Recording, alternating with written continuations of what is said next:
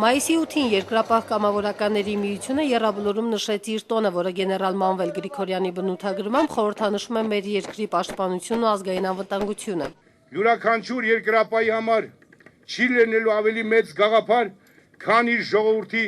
միասնությունն է։ Գեներալ Մանվել Գրիգորյանը գտնում է, որ երկրապահի կերպարը կերտվել է Արցախյան ազատամարտում։ Արցախի անկախությունը այլ ընտրանք չունի։ Ազատագրելուց ավելի կարևոր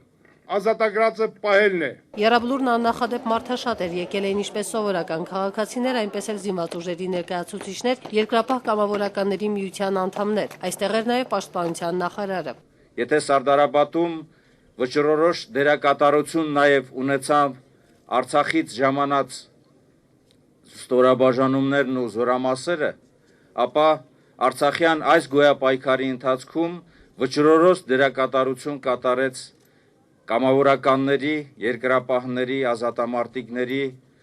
հիմքում ստեղծված ջոկատներն ու ստորաբաժանումները։ Նախարարը վստահ է, մեր պայքարի արդյունքը հենց այնպես չի անցել, քանի որ ստեղծել ենք պետություն, ունենք անկախ եւ ազատ ապրելու իրավունք։ Իսկ երկրապահները հավաստիացնում են, որ իրենց փորձով ու հմտությամբ ազգային բանակի առաջատար թիկունքում են։ Վստահ եմ, որ բոլորս էլ պատրաստ ենք հայրենիքի կանչի դեպքում մի մարդու պես կանգնած լինենք։ Իդեպ տոնի արդիվ Երկրապահ կամավորականների միության 5000-ից ավելի անդամներ Սերժ Սարգսյանի կողմից արժանացել են պարգևների։